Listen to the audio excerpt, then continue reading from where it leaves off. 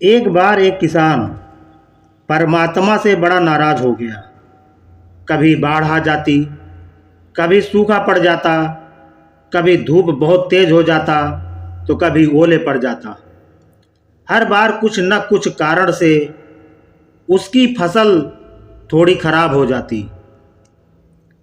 एक दिन बड़ा तंग आकर उसने परमात्मा से कहा, देखिए प्रभु, आप परमात्मा हैं, लेकिन लगता है आपको खेती बाड़ी की ज़्यादा जानकारी नहीं है।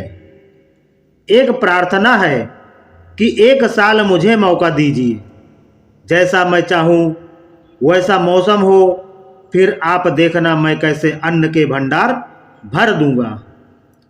परमात्मा मुस्कुराए और कहा, ठीक है, जैसा तुम कहोगे वैसा ही मौसम दूंगा, मैं दखल नहीं करूंगा।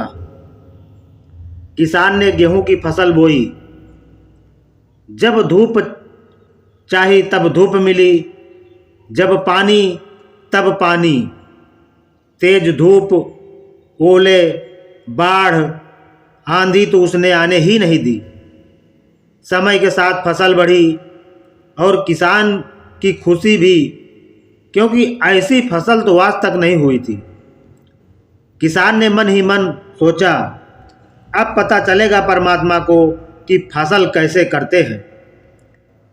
बेकार ही इतने बरस हम किसानों को परेशान करते रहे।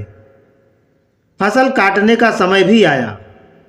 किसान बड़े गर्व से फसल काटने गया, लेकिन जैसे ही फसल काटने लगा, एकदम से छाती पर हाथ रखकर बैठ गया।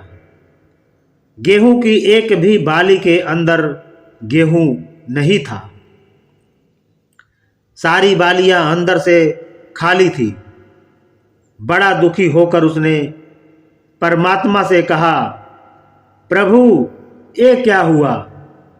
तब परमात्मा बोले, ये तो होना ही था। तुमने पौधों को संघर्ष का जरा सा भी मौका नहीं दिया। न तेज धूप में उनको तपने दिया, न आंधी ओलों से जूझने दिया। उनको किसी प्रकार की चुनौती का एहसास जरा भी नहीं होने दिया। इसीलिए जब